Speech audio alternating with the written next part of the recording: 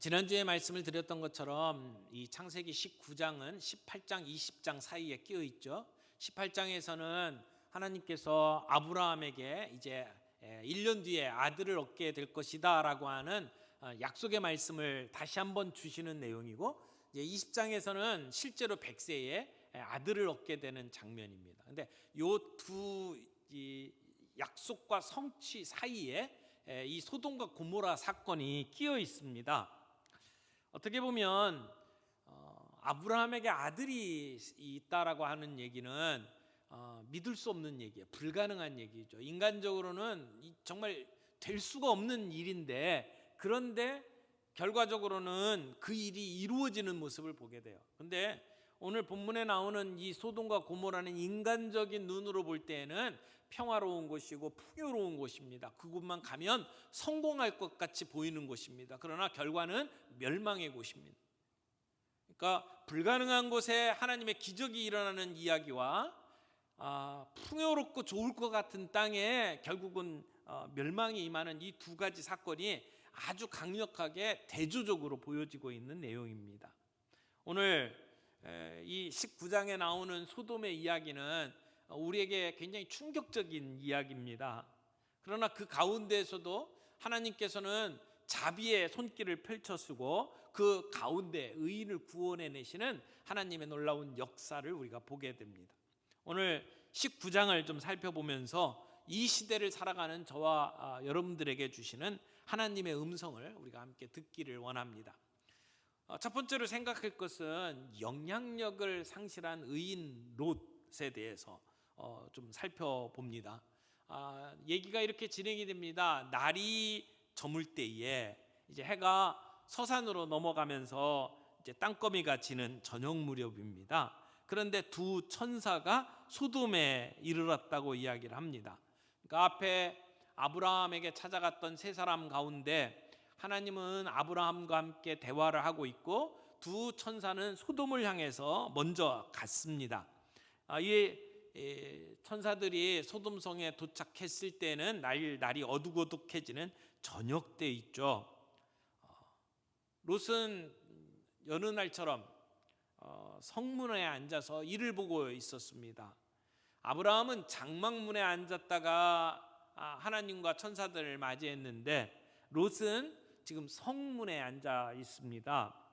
당시 성문은 그 성 안에 있는 여러 가지 사건들 또는 의논한 일들을 결정하는 그런 회의의 장소였고, 또 재판을 한다든지 결정을 내리는 중요한 일들이 이루어지는 그런 법정과 같은 곳이었습니다. 거기서 매매가 이루어지고 거래가 체결되고 이런 생활사가 이루어지는 곳이었죠. 근데 롯이 그 성문에 앉아 있었다라고 하는 것은 롯이 그 소돔성 안에 지도자급의 위치에 있었다, 이런 얘기입니다. 롯은 외부인이었지만 이제 그 성 안에 들어가서 살면서 이렇게 그 성문에 앉아 있을 만큼의 위치까지 올라갔다는 얘기입니다. 어떤 사람은 이 롯이 재판관이 되었다라고 보는 사람도 있고, 어떤 사람은 롯이 그 소돔 성의 행정 일을 맡아보는 어떤 위치에 올라갔다라고 추측을 하기도 합니다. 어쨌든 롯은 굉장히 이 속에 빠른 사람이었던 것 같아요. 요즘에 자기들의 권력을 가지고 뭐 땅을 투기하고 굉장히 입속 빠르게 움직이는 사람들 이야기를 우리가 뉴스를 통해서 많이 듣잖아요. 그런데 롯은 삼촌과 함께 살아갈 자리를 결정할 때도 굉장히 빠르게 움직였습니다. 그래서 풍요롭게 보이는 저 요단 쪽의 땅을, 동편 쪽의 땅을 선택을 했습니다. 그리고 이제 조금씩 자리를 옮겨서 이 소돔성 안까지 들어왔죠. 그리고는 사회적으로는 상당히 사람들에게 인정받는 위치까지 올라왔습니다. 경제적으로 독립했습니다. 지금까지 본인이 생각했던 일들이 잘 이루어진 것처럼 보입니다. 그러나 그가 머물고 있는 그 소돔성은 사악한 도시였습니다. 하나님을 섬기는 자로서 살아가기가 정말 힘든 그러한 도시였습니다. 그럼에도 불구하고 롯은 그곳에서 지금 사람들의 인정받는 높은 자리에 위치하고 있다라고 하는 것, 이것은 좀 우리가 많이 생각해 보게 만드는 대목입니다. 롯은 영적 싸움의 대상을 자기의 삶의 동반자로 생각을 하고 지금 살아가고 있습니다. 죄악으로 가득 차 있는 도시 아닙니까? 앉을 자리를 보고 앉으라는 말이 있어요. 지금 이 소돔성은 하나님을 섬기는 의인 롯이 살만한 자리가 아닙니다. 그럼에도 불구하고 그는 그 도시를 하나님의 뜻에 따라 변화시켜야 될 싸움의 대상으로 보지를 않았어요. 자기의 명예의 출세를 이루어 줄 수 있는 발판으로 삼았습니다. 영적 싸움의 대상으로 봐야 될 그 도시를 자기의 삶의 동반자로 생각하고 소돔과 함께 손을 잡고 세력을 키워갔다는 것입니다. 4절 이후에 나오는 이 소돔성의 모습을 보면 우리가 생각할 수 없을 정도의 끔찍한 도시였던 것 같아요. 소돔성은 다른 그 당시의 도시 국가들 같은 그러한 그 숫자가 그렇게 많지는 않지만, 그러나 굉장히 바쁜 도시였을 거라고 생각합니다. 화려한 도시였을 거예요. 화려하게 바쁘게 살아갑니다.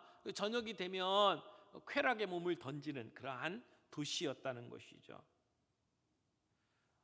천사들이 롯의 집에 머물게 됩니다. 저녁 식사를 하고 손을 씻고 그리고 이제 잠자리에 들어갈 때쯤 되었을 때에 갑자기 밖에서 시끄러운 소리가 들립니다.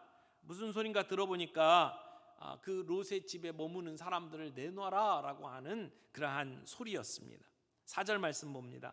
그들이 눕기 전에 그 성사람 곧 소돔 백성들이 노소를 막론하고 원근에서 다 모여 그 집을 에워싸고, 이렇게 돼 있어요.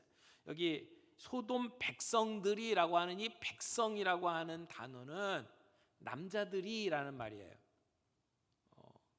분명하게 남자라고 하는 표현이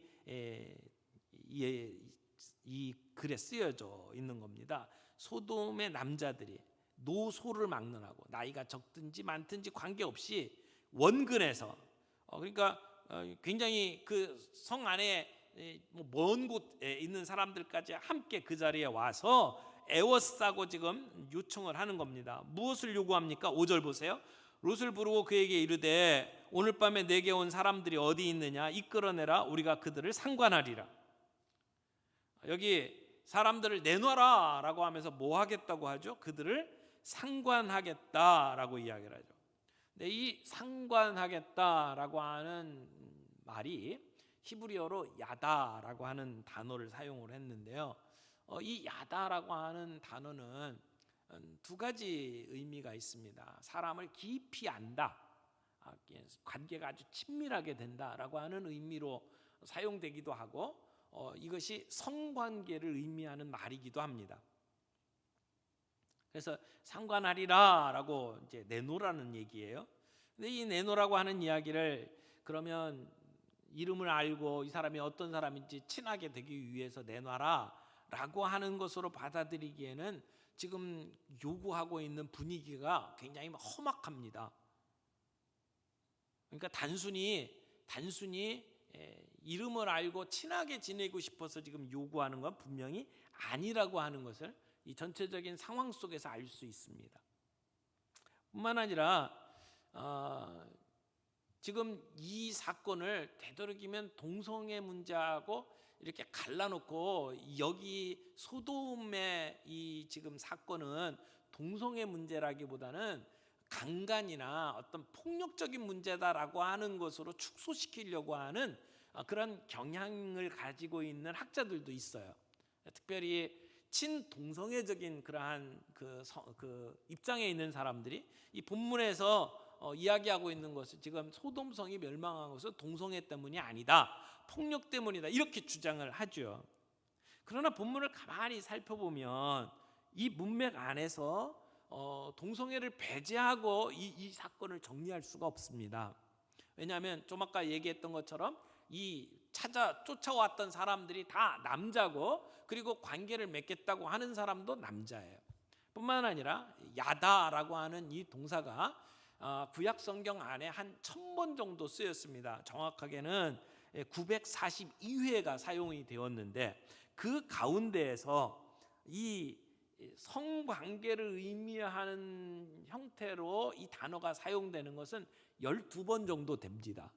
그러니까 한 1000여 번 가운데 12번이면 숫자가 많지 않죠. 그러니까 일반적인 형태로 이걸 그냥 친하게 알고 싶다, 그 사람에 대해서 알고 싶다라고 하는 것으로 해석할 수 있다라고 주장하는 사람들도 있습니다만, 그러나 더 분명한 증거 중에 하나는 창세기에 이 야다라고 하는 단어가 10번 사용되었는데, 창세기 안에서는 10번 다 성관계를 의미하는 것으로 사용이 되었습니다. 그러니까 이 지금 소돔성에서 일어나고 있는 일들은 동성애 문제고, 그리고 강간의 문제고, 그리고 폭력의 문제입니다. 지금 사람을 내놔라, 우리가 윤간하겠다라고 하는 얘기고, 이렇게 되었을 때 이 사람은 거의 죽음에 다다를 수밖에 없는 상황이라는 것을 우리는 보게 됩니다. 여러분, 그래서 이 소돔이라고 하는 영어 단어에 뒤에 Y자를 붙이면 소돔이라고 하는 단어가 되는데, 이것은 남자들끼리 성관계를 맺을 때의 모습을 표현하는 말이에요. 그러니까 동성애를 의미하는 말입니다. 지금 소돔이 이렇게 악한 모습으로 변화되는 그 핵심에는 이 동성애 문제가 핵심적으로 자리를 잡고 있어요. 이걸 우리가 그냥 눈 감고 넘어갈 수 있는 문제는 분명히 아니라고 생각을 합니다. 지금 이렇게 요구를 하고 있는 끔찍한 상황에서 롯이 이렇게 이야기를 하죠. 7절에 이르되 청하노니 내 형제들아 이런 악을 행하지 말라. 말 그대로 번역하면 이런 얘기예요. 안 돼, 정말로 안 돼. 나의 형제들이여 이런 악을 행하지 마시오라고 이제 이야기를 하는 겁니다. 자기가 어떻게 해결해 보려고 손님들을 안에다 두고 문을 닫고 나와서 이제 롯이 이야기를 하죠. 근데 롯이 하는 이야기를 좀 보세요. 그가 손님을 지켜내겠다고 타협 안으로 내놓은 걸 보세요. 8절 말씀입니다. 내게 남자를 가까이 하지 아니한 두 딸이 있노라. 청하건대 내가 그들을 너희에게로 이끌어내리니 너희 눈에 좋을 대로 그들에게 행하고, 이 사람들은 내 집에 들어왔은즉 이 사람들에게는 아무 일도 저지르지 말라. 여러분, 이게 말입니까? 뭐 이런 아버지가 다 있습니까? 만약 지금 롯이 사람들에게 하고 있는 이야기를 딸들이 들었다면 어떤 생각을 하겠습니까? 그걸 아버지로 인정을 하겠습니까? 어떤 분은 이 본문 안에서 지금 롯이 사람들에게 자기 딸을 이렇게 내놓는 이유가 그들이 건드리지 못할 것이라는 걸 알기 때문이다라고 해석을 하기도 합니다. 일면 타당성이 있는 얘기예요. 지금 딸 둘이 정혼을 한 상태죠. 그러니까 이 소돔 안에 있는 사람들이 숫자가 그렇게 많지 않습니다. 그러니까 사람들이 누군지 서로 다 알고 있는 그러한 도시입니다. 그리고 두 딸이 약혼을 했어요. 그러면 누가 정혼자인지 알고 있다는 얘기거든요. 자기들 무리 속에 있다는 얘기거든요. 그러니까 딸을 내놔도 자기의 그 동료들 시민 가운데 그 누군가의 아내가 될 사람이란 말이에요. 그리고 그 당시에 일반적인 그 법률로는 약혼을 한 사람, 정혼한 사람의 아내를 건드리는 그러한 경우에는 사형에 처하도록 되어 있었다는 거죠. 이런 전반적인 상황 속에서 두 딸을 내놨을 경우에 문제가 없을 것이라고 이 롯은 확신했다라고 이제 설명할 수도 있습니다. 그러나 아무리 그런 뒷배경이 있다 할지라도 지금 이렇게 폭도들에게 자기의 딸을 내놓고 마음대로 해라. 이건 하나의 악을 막기 위해서 또 다른 악을 제안하는 아주 이상한 형태가 되어버린 것이죠. 그러나 롯의 이 타협안도 아무런 효험이 없었습니다. 그들이 이렇게 이야기하죠. 9절에 보니까 물러나라. 이자가 들어와서 거류하면서 우리의 법관이 되려 하는도다. 이 얘기는 지금 외부 사람이 이렇게 굴러 들어온 놈이 우리 안에 들어와서 지금까지 법관 노릇하지 않았느냐? 그러면서 그들보다 너를 더 행하리라. 이제 내 놈부터 손을 좀 봐줘야겠구나라고 이제 달려드는 겁니다. 그때 집 안에 있던 손님들이 롯을 집 안으로 끌어들이고 그리고 그 폭도들의 눈을 어둡게 만들었다. 이렇게 성경은 기록하고 있습니다. 여러분, 이 상황 속에서 우리가 좀 우리의 삶에 좀 대비시켜서 생각해 봐야 될 게 하나는 롯이 어디에 살고 있느냐라고 하는 것입니다. 롯이 어디에 살고 있느냐. 하나님께서 범죄한 그 아담에게 네가 어디에 있느냐라고 물어보셨죠. 하나님께서 아담이 어디에 있는지 몰라서 물어본 게 아니잖아요. 지금 네가 그렇게 하고 있을 상황이 아니라는 거죠. 그의 죄악을 지적하시는 하나님의 말씀입니다. 여러분, 주님께서는 오늘도 우리에게 이런 질문을 하실 수 있다고 생각해요. 네가 머무르는 곳이 어디냐라고 하는 것이죠. 내가 어디에 있느냐. 소돔은 롯이 거할 곳이 아닙니다. 하나님을 믿고 섬기는 의인으로서 소돔에 거해서는 안 됩니다. 그렇게 퇴폐적이고 그렇게 악이 가득한 도시에 물론 소명감을 가지고 갈 수는 있겠죠. 내가 이 도시를 변화시킬 것이다. 내가 이 악함을 선함으로 바꿀 것이다. 그렇게 어떤 그 소명감을 가지고 갈 수 있겠죠. 근데 지금 아무리 봐도 롯은 그런 어떤 소명감을 가지고 그 자리에 간 건 아니에요. 어떻게 보면 자기가 좀 더 재산을 벌고 사람들에게 인정받는 성공의 자리, 출세하는 자리로 나아가기 위한 발판으로 소돔을 이용하고 있는 거죠. 여러분, 우리의 삶의 장소를 바로 선택해야 합니다. 우리가 머물러야 할 곳에 머물러야 합니다. 하나님께서 아니라고 하면 우리는 단호하게 끊어야 합니다. 그곳에서 나와야 하고 관계를 청산해야 합니다. 하나님이 아니라고 하는데도 불구하고 우리가 잘못된 관계를 지금 맺고 있다면 우리는 청산해야 합니다. 더 늦기 전에. 지금 의인이라고 하면서도 어떻게 보면 부끄러운 구원을 받고 있는 이 롯의 처지까지 내려가지 않기를 원한다면 우리는 과감하게 결단해야 합니다. 우리가 있어야 될 곳을 바로 알아야 합니다. 롯은 영향력이 없습니다. 어떻게 보면 롯은 참 답답하리만치 사람들에게 그 자신이 가지고 있는 그 성도로서의 거룩함, 그 삶의 어떤 라이프 스타일을 전혀 사람들에게 나누어 주지 못하는 그러한 영향력 전무한 그러한 사람의 모습으로 오늘 여기에 기록되고 있습니다. 왜 그럴까요?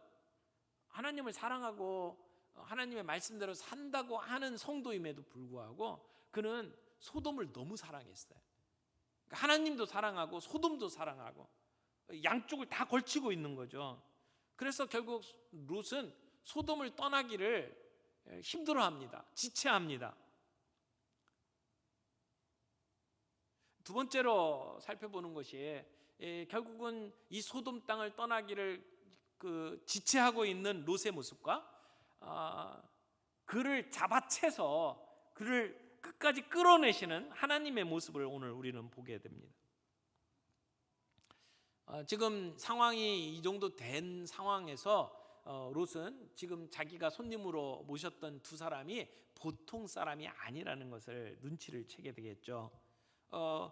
방문한 사람들이 롯에게 이제 비밀을 털어놓습니다. 심판의 메시지를 전합니다.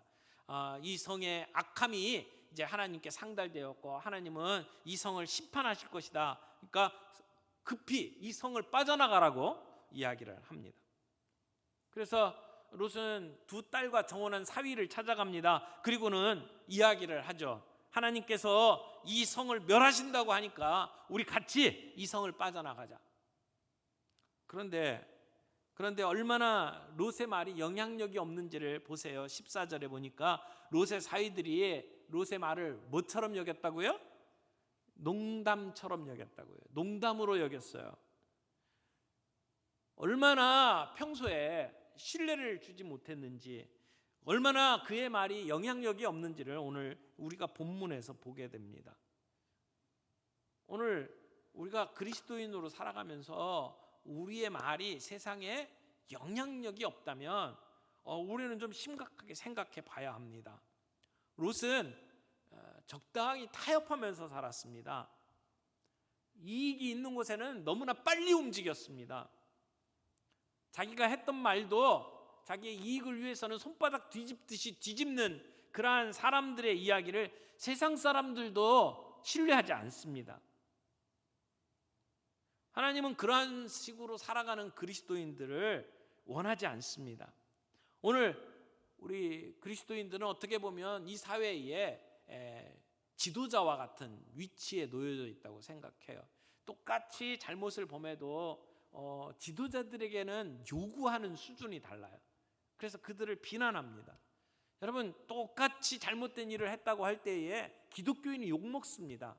왜요? 세상이 기대하는 바가 있기 때문에. 그럼에도 불구하고 오늘 기독교인들은 세상에 얼마만큼 영향력을 끼치고 있습니까? 어떤 분이 신학교 졸업식에 기도하면서 이렇게 기도하시더라고요. 하나님, 우리 그리스도인들이 정말 영향력이 없습니다. 동아일보 3단 기사만큼도 힘이 없는 우리들의 모습, 주님 회개합니다. 이렇게 기도를 하시더라고요. 정말 우리가 이 땅에 그리스도인으로 살아가면서 신문 기사, 짤막한 신문 기사만큼도 영향력이 없다면 오늘 우리는 좀 심각하게 우리의 모습을 살펴봐야 할 겁니다. 세상이 우리 그리스도인들에 대해서 얼마만큼 신뢰하고 있는지. 롯은 그의 삶 속에서 자기의 신앙에 대해서, 자기가 믿고 있는 하나님에 대해서 진지하게 이야기해보지 못했던 것 같아요. 요즘 말로 이야기하면 성경책 들고 예배에는 참석했는지 몰라요. 직분도 받았을지 몰라요. 그러나 그의 삶에는 간증이 없었어요. 그가 하나님과 동행한다고 하는 간증이 없었단 말이에요. 하나님 앞에 진지하게 기도하고 기도 응답 받은 적이 없단 말이에요. 예배에 참석하면서 하나님의 말씀 앞에서 감격하고 눈물을 흘리며 고백한 경험이 없단 말이에요. 그러니까 딸과 사위들에게도 진지하게 하나님에 대해서 이야기를 나눈 경험이 없단 말이에요. 그러니까 그의 말이 농담처럼 들리는 거죠. 롯은 영향력이 전혀 없는 삶을 살았습니다. 그런 하나님을 사랑한다고 하면서도 소돔을 너무나도 사랑했던 롯은 지금 도망가야 될 상황이에요. 빨리 떠나야 됩니다. 근데도 떠나질 못합니다. 지체합니다. 머뭇거립니다. 주저주저하고 있습니다. 어떻게 보면 세상적인 신앙을 가지고 있는 전형적인 모습이죠. 이 속에는 빠르고 순종에는 더딘 그러한 사람의 모습을 우리가 보고 있는 겁니다. 근데 오늘 이야기 가운데 가장 중요한 구절이 지금 이 구절이에요. 여호와께서 그에게 자비를 더하셨습니다. 여호와께서 그에게 자비를 더하심이었더라. 자비로우신 하나님. 여러분, 지금 롯의 모습을 보면 얼마나 답답합니까? 속이 뒤집힐 정도거든요. 그렇게 살아서는 안 되고, 그럼에도 불구하고 지금 살려주려고 하는데도 지체하고 있어요. 더뎌요. 그런데 하나님께서는 그럼에도 불구하고 그 롯의 손을 붙잡고 잡아채십니다. 하나님보다 소돔을 더 사랑하는 것 같은 그 롯을 하나님께서 오래 참아주시고 지금은 그의 손을 억지로라도 잡아서 끌고 가시는, 마지막까지 포기하지 아니하시는 하나님.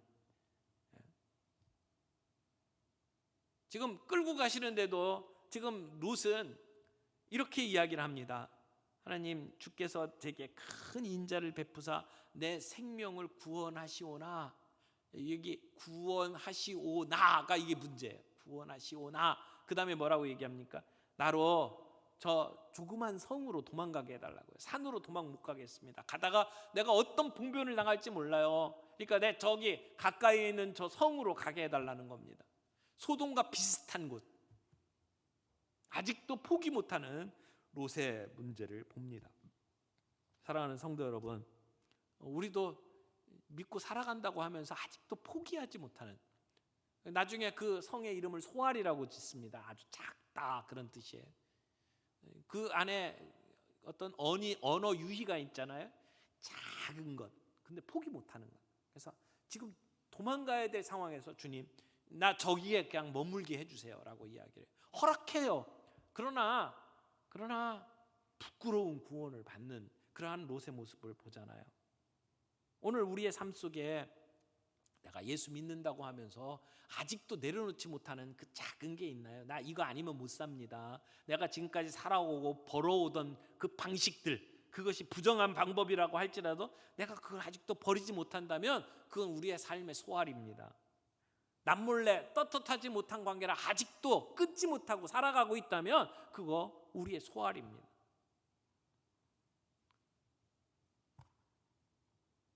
고3이 되면서 교회는 안 나가도 좋다, 대학 합격만 해다오. 그러면 그 대학 합격은 우리 아이에게 소알이 되고 말 것입니다. 너는 못 나가도 내가 새벽기도에 철야기도에 빠지지 않고 나가마. 우리의 마음속에 만약 그런 마음을 가지고 살아가고 있다면 그건 우리의 소알일 수밖에 없습니다. 하나님은 비록 우리가 연약하고 아직도 수준이 낮지만 그럼에도 불구하고 포기하지 아니하고 그 멸하시는 가운데 의인을 구원해내시는 하나님이셔요. 그 하나님 앞에 오늘 우리가 소망을 가지고 나아갈 수 있는 것은, 우리도 롯과 별 다를 바가 없잖아요. 어떤 면에서는 우리에게 아직도 소알이 있고 우리 아직도 그렇게 영향력이 없는 삶을 살아가는 그런 우리의 모습이지만, 그럼에도 불구하고 하나님은 아브라함의 그 중보 기도를 들으시고 하나님께서는 그 롯을 살려주십니다. 포기하지 아니하고 살려주시는 하나님. 우리 마지막으로 소돔을 멸하시는 가운데 뒤를 돌아다본 그 롯의 아내의 이야기가 함께 나옵니다. 여러분, 소돔을 멸하시는 건 하나님의 정의입니다. 공의로우신 하나님, 하나님에게는 늘 사랑과 공의가 함께 있죠. 사랑하시기 때문에 공의가 필요합니다. 사랑하시는데도 불구하고 잘못되어 가는데 내버려 두시면 안 되죠. 우리 의인들을 살려내시기 위해서라도 하나님은 심판하셔야 됩니다. 그래서 사랑만 강조하고 공의가 없다고 이야기해서는 안 돼요. 공의만 이야기하고 사랑이 없는 하나님을 따라가서도 안 되고요. 하나님은 이 두 가지를 함께 가지고 계시는 하나님이시죠. 오늘 소돔을 멸하십니다. 그런데 롯의 아내는 어떻습니까? 예수님은 누가복음에 롯의 처를 기억하라고 이야기를 합니다. 이름을 기억하라는 게 아니잖아요. 세상을 사랑한 결과가 어떤 것인지를 보고 교훈을 받으라는 얘기입니다. 너희도 이 세상을 사랑하다 이처럼 망할까? 조심하라는 말씀이죠. 분명한 것은 오늘 우리가 살아가는 이 세상도 소돔과 고모라와 같은 세상입니다. 아니라고 누가 말하겠습니까? 오늘 우리의 사회를 한번 살펴보세요. 그러면 우리는 어떻게 살아야 될까요? 롯과 같은 삶이 아니라면, 우리가 세상의 마지막을 이야기할 때에 성경에서는 노아의 때를 얘기하고 롯의 때를 이야기를 해요. 근데 롯의 때, 노아의 때를 이야기하면서 노아와 롯은 완전히 다르죠. 노아는 끝까지 자기의 정체성을 가지고 살아간 사람이에요. 그러나 롯은 영향력이 없어요. 우리가 어떤 삶을 살아야 합니까? 아브라함은 조카를 생각하고 소돔성을 위해서 중재하며 기도했던 사람이에요. 롯은 자기 입속만 챙기면서 끝까지 버텨낸 사람이죠. 여러분, 어떤 삶을 살아가겠습니까? 오늘 소돔과 같은 이 세상을 살아가면서. 윌버포스라고 하는 영국의 그 위대한 신앙인이 있잖아요. 그 당시에 영국 뭐 매춘굴에 성적으로 음란하고 성직자들 다 타락했고 농민들은 피폐한 삶을 살고 도시 근로자들은 정말 열악한 상황에서 살아가는 그때 이 윌버포스는 하나님으로부터 사명을 받죠. 노예제도 폐지하겠다. 그리고 당시 영국을 짓누르던 악습을 내가 깨겠다, 개혁하겠다, 이런 사명을 가지고 그런 클레팜 공동체를 형성하고 그리고 의회에 남아서 끝까지 이 노예제도 폐지를 위해서 애쓰다가 결국 그 소명을 이루어내고 살아갔던 삶입니다. 그 당시에 넬슨 제독이라고 하는 사람이 그렇게 파워를 가지고 막아서는데도 불구하고, 왜냐하면 노예제도가 없으면 이 영국이 움직일 수가 없다고 생각을 하는 사람들이 대다수였어요. 우리가 이렇게 부강한 나라가 될 수 있는 건 노예제도 때문이라고 생각을 했거든요. 근데 그것은 하나님이 원하시는 게 아니다. 이건 사회 악이다. 노예 무역에 대해서는 우리 모두가 죄인이다 라고 이야기를 하면서 결국은 설득해내고 노예제도를 폐지하도록 만들었던 그러한 성도의 삶이 오늘 우리에게 요구하시는 하나님의 뜻이라고 생각을 합니다. 오늘 소돔과 같은 우리의 세상을 지켜보면서 우리가 하나님께서 주신 소명이 무엇인지를 생각하고 내가 어떤 역할을 해야 되는지 고민하면서 살아갈 수 있는 저와 여러분들이 되기를 바랍니다.